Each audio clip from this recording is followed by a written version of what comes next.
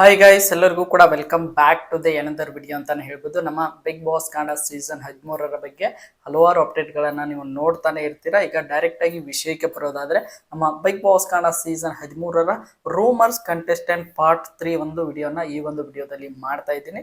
ನಿಮಗೆಲ್ಲರಿಗೂ ಕೂಡ ಗೊತ್ತಿರುವ ಹಾಗೆ ಈಗಾಗಲೇ ನಾನು ಪಾರ್ಟ್ 1 ಹಾಗೆ ಪಾರ್ಟ್ 2ನ ಅಪ್ಲೋಡ್ ಮಾಡಿದ್ದೇನೆ. ಈ ಒಂದು ವಿಡಿಯೋದಲ್ಲಿ ಪಾರ್ಟ್ 3 ಬಗ್ಗೆ ನೋಡ್ತಾ ಹೋಗೋಣ. ಅಂದ್ರೆ 8 ಜನ ಕಂಟೆಸ್ಟೆಂಟ್ಗಳು ಈ ಒಂದು ಲಿಸ್ಟ್ ನಲ್ಲಿ ಇದ್ದಾರೆ. ಯಾವೆಲ್ಲ ಆ ಕಂಟೆಸ್ಟೆಂಟ್ಗಳು ಬಿಗ್ ಬಾಸ್ ಕನ್ನಡ ಸೀಸನ್ 13ಕ್ಕೆ ಬರ್ತಾರೆ ಅನ್ನುವಂತ ಮಾಹಿತಿಯನ್ನ ಈ ಒಂದು ವಿಡಿಯೋದಲ್ಲಿ ನೋಡ್ತಾ ಹೋಗೋಣ. ಅದಕ್ಕೋಸ್ಕರ ನೀವನ್ನು ನಮ್ಮ ಚಾನಲ್ಗೆ ಸಬ್ಸ್ಕ್ರೈಬ್ ಮಾಡ್ಕೊಂಡಿಲ್ಲ ಅಂದ್ರೆ ಎಲ್ಲರೂ ಕೂಡ ಚಾನಲ್ಗೆ ದಯವಿಟ್ಟು ಸಬ್ಸ್ಕ್ರೈಬ್ ಮಾಡ್ಕೊಂಡು ಸಪೋರ್ಟ್ ಮಾಡೋದನ್ನ ಯಾವುದೇ ಕಾರಣಕ್ಕೂ ಮರೀಲಿಕ್ಕೆ ಹೋಗಬೇಡಿ. ಬನ್ನಿ ವಿಡಿಯೋನ ಶುರು ಮಾಡೋಣ.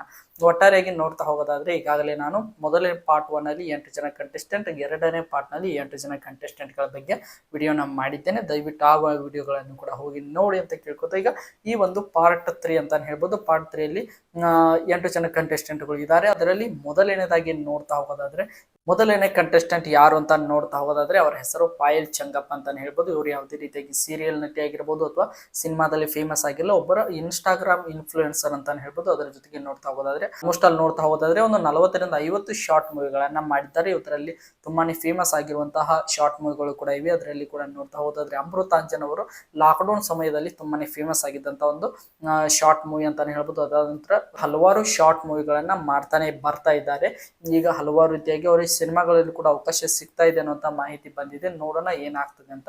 ಒಟ್ನಲ್ಲಿ ಇವರು ಕೂಡ ನಮ್ಮ ಬಿಗ್ ಬಾಸ್ ಕನ್ನಡ ಸೀಸನ್ 13ಕ್ಕೆ ಬರ್ತಾರೆ ಅನ್ನುವಂತ ರೂಮರ್ಸ್ ಗಳು ಓಡಾಡ್ತಾ ಇದಾವೆ. ನೋಡೋಣ ನಮ್ಮ ಬಿಗ್ ಬಾಸ್ ಕನ್ನಡ ಸೀಸನ್ 13ಕ್ಕೆ ಬರಬೇಕಾ ಬೇಡವಾ ಎಂಬುದನ್ನು ಕೂಡ ನೀವು ಕಮೆಂಟ್ ಬಾಕ್ಸ್ ಅಲ್ಲಿ ಕಮೆಂಟ್ ಮಾಡಿ.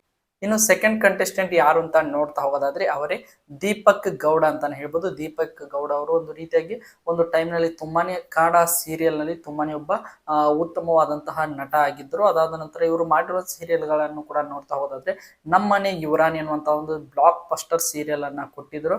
ಅದಾದ ನಂತರ ಇವರು ಸಿನಿಮಾಗಳಲ್ಲೂ ಕೂಡ ಅಷ್ಟೊಂದು ಅವಕಾಶಗಳು ಸಿಕ್ಕಿಲ್ಲ. ಅದಾದ ನಂತರ ಸೀರಿಯಲ್ ನಲ್ಲಿ ಕೂಡ ಇವರು ಆಕ್ಟ್ ಮಾಡ್ತಾ ಇಲ್ಲ. ಆದರೆ ಮತ್ತೆ ಹೊಳ್ಳಿ ಅವರು ಸಿನಿಮಾ ಇಂಡಸ್ಟ್ರಿಗೆ ಎಂಟ್ರಿ ಕೊಡಲು ಹಲವಾರು ರೀತಿಯಾಗಿ ಪ್ರಯತ್ನಗಳನ್ನ ಪಡ್ತಾನೆ ಇದ್ದಾರೆ. ಆದ್ರೆ ಇನ್ನು ಕೂಡ ಕಂಬ್ಯಾಕ್ ಮಾಡಲು ಸಾಧ್ಯ ಆಗಿಲ್ಲ. ಆ ಒಂದು ಕಾರಣದಿಂದಾಗಿ ಇವರು ಕೂಡ ನಮ್ಮ ಬಿಗ್ ಬಾಸ್ ಕನ್ನಡ ಸೀಸನ್ 13ಕ್ಕೆ ಇವರು ಕೂಡ ಸೆಲೆಕ್ಟ್ ಆಗಿದ್ದಾರೆ ಅನ್ನುವಂತಹ ಮಾಹಿತಿ ಬರ್ತಾ ಇದೆ. ಒಂದು ರೀತಿಯಾಗಿ ತುಂಬಾನೇ ಹ್ಯಾಂಡ್ಸಮ್ ಆಗಿರುವಂತ ಒಬ್ಬ ನಟ ಅಂತಾನೆ ಹೇಳ್ಬೋದು. ತುಂಬಾನೇ ಟ್ಯಾಲೆಂಟ್ ಕೂಡ ಇದೆ.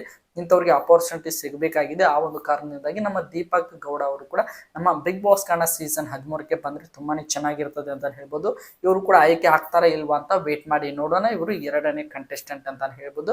ಇನ್ನು ಮೂರನೇ ಕಂಟೆಸ್ಟೆಂಟ್ ಯಾರು ಅಂತ ನೋಡ್ತಾ ಹೋಗೋದಾದ್ರೆ, ಅವರೇ ರಾಧಾ ರಾಜ ಅಂತಾನೆ ಹೇಳ್ಬೋದು. ರಾಧಾ ರಾಜ್ ಅವರು ಇವರು ಕೂಡ ಒಬ್ಬ ಕಲರ್ಸ್ ಕನ್ನಡದಲ್ಲಿ ಸೀರಿಯಲ್ ನಲ್ಲಿ ಆಕ್ಟ್ ಮಾಡಿದಂತ ಒಬ್ಬ ನಟಿ ಅಂತಾನೆ ಹೇಳ್ಬೋದು. ಇವರು ರಾಧಾ ರಾಜ್ ಆಲ್ಮೋಸ್ಟ್ ಅಲ್ಲಿ ನಿಮಗೆಲ್ಲರಿಗೂ ಕೂಡ ಇವರ ಹೆಸರು ಗೊತ್ತಿಲ್ಲದೆ ಇದ್ರು ಕೂಡ ಇವರ ಫೇಸ್ ಪರಿಚಯ ಇದ್ದೇ ಇರ್ತದೆ. ಅವರು ಅಂತರ್ಪಟ ಅನ್ನುವಂತಹ ಕಲರ್ಸ್ ಕನ್ನಡ ವಾಹಿನಿಯಲ್ಲಿ ಪ್ರಸಾರವಾಗ್ತಾ ಇದ್ದಂತ ಒಬ್ಬ ಸೀರಿಯಲ್ ನ ನಟಿ. ಇವರು ಕೂಡ ನಮ್ಮ ಬಿಗ್ ಬಾಸ್ ಕನ್ನಡ ಸೀಸನ್ 13ಕ್ಕೆ ಬರ್ತಾರೆ ಅನ್ನುವಂತ ಮಾಹಿತಿಗಳು ಬರ್ತಾ ಇವೆ. ಇವರು ಮೂರನೇ ಕಂಟೆಸ್ಟೆಂಟ್ ಅಂತ ಹೇಳ್ಬೋದು. ಇನ್ನು ನಾಲ್ಕನೇ ಕಂಟೆಸ್ಟೆಂಟ್ ನ ವಿಚಾರಕ್ಕೆ ಬರೋದಾದ್ರೆ, ಅವರೇ ಭವಿಷ್ ಗೌಡ ಅಂತಾನೆ ಹೇಳ್ಬೋದು. ಭವಿಷ್ ಗೌಡ ಅವರು ಕೂಡ ಒಂದು ರೀತಿಯಾಗಿ ಇವರು ಈಗ ತಾನೇ ಬೆಳೀತಾ ಇರೋ ಒಬ್ಬ ನಟ ಅಂತಾನೆ ಹೇಳ್ಬೋದು. ಅಷ್ಟೊಂದು ರೆಕಗ್ನಿಷನ್ ಇಲ್ಲ ಈಗ ಸದ್ಯಕ್ಕೆ. ಇವರು ಕೂಡ ಕಲರ್ಸ್ ಕನ್ನಡ ವಾಹಿನಿಯಲ್ಲಿ ಒಂದು ಈಗ ನಿಮಗೆಲ್ಲರಿಗೂ ಕೂಡ ಗೊತ್ತಿರುವ ಹಾಗೆ ಗಂಧದ ಗುಡಿ ಅನ್ನುವಂತ ಸೀರಿಯಲ್ ಪ್ರಸಾರವಾಗ್ತಾ ಇದೆ. ಅದರಲ್ಲಿ ಒಂದು ಗಂಧದ ಗುಡಿ ಅನ್ನುವಂತ ಒಂದು ಸೀರಿಯಲ್ ಪ್ರಸಾರ ಆಗ್ತಾ ಇದೆ. ಅದರಲ್ಲಿ ಇವರು ಕೂಡ ಒಬ್ಬ ಮೇನ್ ಲೀಡ್ ಆಗಿ ಆಕ್ಟಿಂಗ್ ಮಾಡ್ತಾ ಇದ್ದಾರೆ. ಆ ಒಂದು ಗಂಧದ ಗುಡಿ ಅನ್ನುವಂತ ಸೀರಿಯಲ್ ಇನ್ನೇನು ಬಿಗ್ ಬಾಸ್ ಕನ್ನಡ ಸೀಸನ್ 13ರ ಹೊತ್ತಿಗೆ ಮುಗಿಯುವಂತ ಸಾಧ್ಯತೆ ಇರೋದ್ರಿಂದ ಇವರ ಹೆಸರು ಕೂಡ ತುಂಬಾನೇ ಸದ್ದು ಮಾಡ್ತಾ ಇದೆ. ಇವರು ಕೂಡ ಆಲ್ಮೋಸ್ಟ್ ಆಲ್ ಸೀಸನ್ 13ರ ಸಮಯದಲ್ಲಿ ಒಂದು ಗೆಸ್ಟ್ ಆಗಿಯೂ ಕೂಡ ನಮ್ಮ ಬಿಗ್ ಬಾಸ್ ಮನೆಗೆ ಎಂಟ್ರಿ ಕೊಟ್ಟಿದ್ರು. ನೋಡೋಣ ಇವರು ಕೂಡ ಬರ್ಬೇಕಾ ಬೇಡವಾ ಎಂಬುದನ್ನ ನೀವು ಕಮೆಂಟ್ ಬಾಕ್ಸ್ ಅಲ್ಲಿ ಕಮೆಂಟ್ ಮಾಡಿ. ಇನ್ನು ನೆಕ್ಸ್ಟ್ ಫಿಫ್ತ್ ಕಂಟೆಸ್ಟೆಂಟ್ ಯಾರು ಅಂತ ನೋಡ್ತಾ ಹೋಗೋದಾದ್ರೆ, ಅವರೇ ಅಂಕಿತಾ ಅಮರ್ ಅಂತಾನೆ ಹೇಳ್ಬೋದು. ತುಂಬಾನೇ ಟ್ಯಾಲೆಂಟೆಡ್ ಇರುವಂತ ಒಬ್ಬ ನಟಿ ಅಂತಾನೆ ಹೇಳ್ಬೋದು. ಅದರ ಜೊತೆಗೆ ಸಿಂಗರ್, ಒಂದು ರೀತಿಯಾಗಿ ಇವರು ಒಂದು ಆಲ್ರೌಂಡರ್ ತರ ಇದ್ದಾರೆ ಅಂತಾನೆ ಹೇಳ್ಬೋದು. ಇವರು ಕೂಡ ನಮ್ಮನೆ ಯುವರಾಣಿ ಅನ್ನುವಂತಹ ಸೀರಿಯಲ್ ನ ನಾಯಕಿ ನಟಿ ಅಂತಾನೆ ಹೇಳ್ಬೋದು. ಆ ಒಂದು ಸೀರಿಯಲ್ ಆದ್ಮೇಲೆ ಇವರಿಗೆ ಸಿನಿಮಾದಲ್ಲಿ ತುಂಬಾನೇ ಚೆನ್ನಾಗಿ ಅವಕಾಶಗಳು ಕೂಡ ಸಿಗ್ತಾ ಇದ್ದಾವೆ. ಅದರ ಜೊತೆಗೆ ಒಳ್ಳೊಳ್ಳೆ ಸಕ್ಸಸ್ಫುಲ್ ಸಿನಿಮಾಗಳನ್ನು ಕೂಡ ಮಾಡಿದ್ದಾರೆ. ಒಂದು ಇಬ್ಬನಿ ತಬ್ಬಿದ ಇಳೆಯಲ್ಲಿ ಆಗಿರ್ಬೋದು ಅವರ ಸಿನಿಮಾ. ಅದಾದ ನಂತರ ಇತ್ತೀಚೆಗೆ ಶೈನ್ ಶೆಟ್ಟಿ ಅವರ ಜೊತೆಗೆ ಜಸ್ಟ್ ಮ್ಯಾರಿಡ್ ಅನ್ನುವಂತ ಒಂದು ಸಿನಿಮಾ ಕೂಡ ಬಂದಿತ್ತು. ಅಷ್ಟೊಂದು ಹೇಳಿಕೊಳ್ಳೋ ಮಟ್ಟಿಗೆ ಒಂದು ಯಶಸ್ ಅವರಿಗೆ ಆ ಸಿನಿಮಾಗಳಿಂದ ಸಿಗದೆ ಇದ್ರು ಕೂಡ ಇವರು ವೈಯಕ್ತಿಕವಾಗಿ ತುಂಬಾನೇ ಬೆಳೀತಾ ಇರೋ ಒಬ್ಬ ನಟಿ ಅಂತಾನೆ ಹೇಳ್ಬೋದು. ಇವರು ಕೂಡ ನಮ್ಮ ಬಿಗ್ ಬಾಸ್ ಕನ್ನಡ ಸೀಸನ್ 13ಕ್ಕೆ ಬರ್ತಾರೆ ಅನ್ನುವಂತ ಮಾಹಿತಿಗಳು ಬರ್ತಾ ಇವೆ.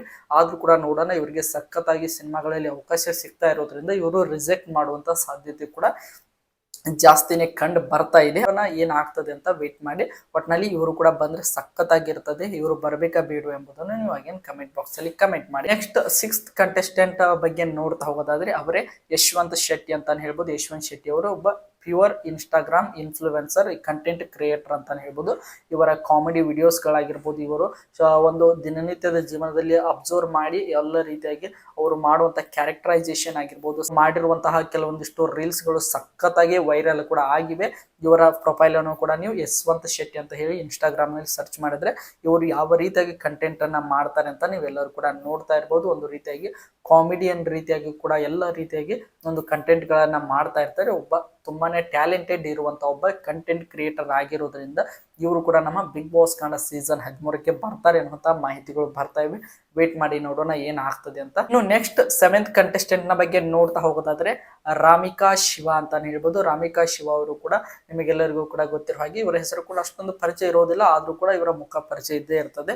ಇವರು ಕೂಡ ಸ್ಟಾರ್ ಸುವರ್ಣದಲ್ಲಿ ಪ್ರಸಾರವಾಗ್ತಾ ಇದ್ದಂತ ನೀನಾದಿನ ಅನ್ನುವಂತ ಸೀರಿಯಲ್ ನ ನಾಯಕಿ ನಟಿಯಾಗಿದ್ದರು. ಅದು ಮುಗಿದು ಆಲ್ಮೋಸ್ಟ್ ಆಲ್ 1 ವರ್ಷ ಕೂಡ ಆಗ್ತಾ ಬಂತು. ಅದಾದ ನಂತರ ಇವಾಗ ಸದ್ಯ ಯಾವುದೇ ರೀತಿಯಾಗಿ ಸೀರಿಯಲ್ಗಳ ಆಕ್ಟ್ ಕೂಡ ಮಾಡ್ತಾ ಇಲ್ಲ. ಇವರು ಕೂಡ ಒಬ್ಬ ಸಖತ್ ಒಂದು ರೀತಿಯಾಗಿ ಟ್ಯಾಲೆಂಟೆಡ್ ಇರುವಂತ ಆಕ್ಟ್ರೆಸ್ ಆಗಿರೋದ್ರಿಂದ ಇವರು ಕೂಡ ನಮ್ಮ ಬಿಗ್ ಬಾಸ್ ಕನ್ನಡ ಸೀಸನ್ 13ಕ್ಕೆ ಬರ್ತಾರೆ ಅನ್ನುವಂತ ಮಾಹಿತಿಗಳು ಬರ್ತಾ ಇವೆ. ವೇಟ್ ಮಾಡಿ ನೋಡೋಣ ಏನ್ ಆಗ್ತದೆ ಅಂತ. ಇನ್ನು ನೆಕ್ಸ್ಟ್ 8ನೇ ಕಂಟೆಸ್ಟೆಂಟ್ 8th ಕಂಟೆಸ್ಟೆಂಟ್ ಬಗ್ಗೆ ನೋಡ್ತಾ ಹೋಗೋದಾದ್ರೆ ಅವರೇ ನಮ್ಮ ಸೋನು ಗೌಡ ಅಂತಾನೆ ಹೇಳ್ಬೋದು. ಸೋನು ಗೌಡ ಅಂದ್ರೆ ಸೋನು ಶ್ರೀನಿವಾಸ್ ಗೌಡ ಅಲ್ಲ, ಇವರು ಸೋನು ಗೌಡ ಅಂತಾನೆ ಹೇಳ್ಬೋದು. ಸೋನು ಗೌಡ ಅವರು ನಿಮಗೆಲ್ಲರಿಗೂ ಕೂಡ ಇವರ ಹೆಸರು ಪರಿಚಯ ಇಲ್ಲದಿದ್ರು ಕೂಡ ಇವರ ಮುಖವನ್ನು ಕೂಡ ನೀವು ಎಲ್ಲರೂ ಕೂಡ ನೋಡೇ ಇರ್ತೀರಾ. ನಮ್ಮ ಗಾಳಿಪಟ ಸಿನಿಮಾದಲ್ಲಿ ಕೂಡ ನಾಯಕಿ ನಟಿಯಾಗಿ ಕಾಣಿಸಿಕೊಂಡಿದ್ರು. ಇತ್ತೀಚೆಗೆ ಹೊಂದಿಸಿ ಬರೆಯಿರಿ ಎನ್ನುವಂತಹ ಒಂದು ನಮ್ಮ ನವೀನ್ ಶಂಕರ್ ಅವರ ಜೊತೆಗೆ ಒಂದು ಸಿನಿಮಾದಲ್ಲಿ ಕೂಡ ಆಕ್ಟಿಂಗ್ ಮಾಡಿದರೆ. ತುಂಬಾನೇ ಟ್ಯಾಲೆಂಟೆಡ್ ಇರುವಂತಹ ಒಬ್ಬ ನಟಿಯಾಗಿರೋದ್ರಿಂದ ಇವರು ಕೂಡ ಸಿನಿಮಾಗಳಲ್ಲಿ ಕಂಬ್ಯಾಕ್ ಮಾಡಲು ಪ್ರಯತ್ನ ಮಾಡ್ತಾ ಇರೋದ್ರಿಂದ ಇವ್ರಿಗೂ ಕೂಡ ಒಂದು ಬಿಗ್ ಬಾಸ್ ಕನ್ನಡ ಸೀಸನ್ 13 ತುಂಬಾನೇ ಒಳ್ಳೆ ಆಪರ್ಚುನಿಟಿ ಆಗುವಂತ ಸಾಧ್ಯತೆ ಇದೆ. ಇವರಿಗೂ ಕೂಡ ಆ ಒಂದು ರೀತಿಯಾಗಿ ಕಾಲ್ ಹೋಗಿದೆ ಅನ್ನುವಂತ ಮಾಹಿತಿ ಬರ್ತಾ ಇದೆ. ನೋಡೋಣ ಏನಾಗ್ತದೆ ಅಂತ. ಒಟ್ನಲ್ಲಿ 8 ಜನ ಕಂಟೆಸ್ಟೆಂಟ್ಗಳು ಈ ಒಂದು ಲಿಸ್ಟ್ ನಲ್ಲಿ ಇದ್ದಾರೆ. ಅದರಲ್ಲಿ ತುಂಬಾನೇ ಟ್ಯಾಲೆಂಟೆಡ್ ಇರುವಂತ ಕಂಟೆಸ್ಟೆಂಟ್ಗಳೇ. ಪಾರ್ಟ್ 1 ಪಾರ್ಟ್ 2ಗೆ ಕಂಪೇರ್ ಮಾಡಿದ್ರೆ ಪಾರ್ಟ್ 3 ತುಂಬಾನೇ ಒಳ್ಳೆ ಕಂಟೆಸ್ಟೆಂಟ್ಗಳು ಹೆಸರುಗಳು ಇರೋದ್ರಿಂದ ನಿಮ್ಮ ಪ್ರಕಾರ ಈ 8 ಜನ ಕಂಟೆಸ್ಟೆಂಟ್ಗಳ ಪೈಕಿ ಯಾರು ಬಂದ್ರೆ ಚೆನ್ನಾಗಿರ್ತದೆ, ಇವರು ಬರಬೇಕಾ ಬೇಡವಾ ಎಂಬುದನ್ನ ನೀವು ಆಲ್ ಡೀಟೇಲ್ ಆಗಿ ಕಮೆಂಟ್ ಬಾಕ್ಸ್ ಅಲ್ಲಿ ಕಮೆಂಟ್ ಮಾಡಿ ಅಂತ ಹೇಳ್ತಾ, ಇದೇ ರೀತಿಯಾಗಿ ನಮ್ಮ ಬಿಗ್ ಬಾಸ್ ಕನ್ನಡ ಸೀಸನ್ 13ರ ಪ್ರತಿಯೊಂದು ಅಪ್ಡೇಟ್ಗಳನ್ನು ಪಡೆಯಲು ನಮ್ಮ ಚಾನಲ್ಗೆ ಸಬ್ಸ್ಕ್ರೈಬ್ ಮಾಡಿಕೊಂಡು ಸಪೋರ್ಟ್ ಮಾಡ್ತಾ ಇರಿ. ಇದೇ ರೀತಿಯಾಗಿ ನಮ್ಮ ಬಿಗ್ ಬಾಸ್ ಕನ್ನಡ ಸೀಸನ್ 13ರ ಅಪ್ಡೇಟ್ಗಳು ಈ ಒಂದು ಚಾನಲ್ ನಲ್ಲಿ ಸಿಗ್ತಾ ಇರ್ತವೆ ಗೈಸ್. ಎಲ್ಲರೂ ಕೂಡ ಸಪೋರ್ಟ್ ಮಾಡ್ತಾ ಇರಿ.